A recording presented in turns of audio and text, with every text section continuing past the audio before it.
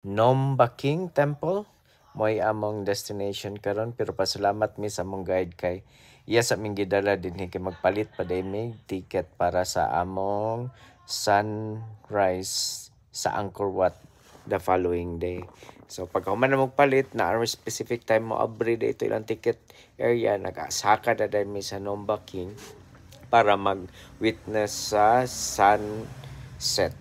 But pag unfortunately gaulan-ulan siya, pero ingon sa among guide nga saka lang gid gyapon kay mo kita ra gyapon na ang sun magpakita gamay. So ma-amaze ka dinhi kay giunsa pagsaka sa mga bato nga dagko kay dinhi sa taas sa hill.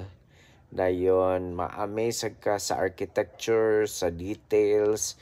So kaingon gikagdugay kay nga mga labor nga hours ang gibuhat nila dinhi para mahumaning mga design kay every step, every poste na agi mga ginagmay nga intricate designs. So ma-amaze ka sa dedikasyon sa mga workers ani nga panahon. So para man sad ni sa ilang ah, sa Buddhist temple man gud ni, so para sa ilang Ginoo ilang yung buhaton ang tanan. So kanang nasa tunga mao dito ang ilang gi-offer ang mga incense. Dayon nag sunset kadali, nag time lapse ko pero mubo ra kay itong nakita din na nag-close na din ang temple, so kinanglan na sad mi magnaog. So baklay din mi pag abot na mo sa ubos, nag-adto din mi sa night market, suroy-suroy sa ilang mga nightlife, sa ilang bars, mga restaurant. So, gwapo ang Siem Reap, limpyo, uh, gwapog mga infrastructure.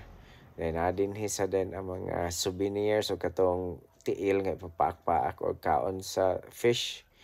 Dayon, nangaon mi. After pangaon, nag-navigate na din mi paingon sa among hotel o balik kay among call time the next day is 4:50 para sa sunrise na pod dito gid sa Angkor Wat.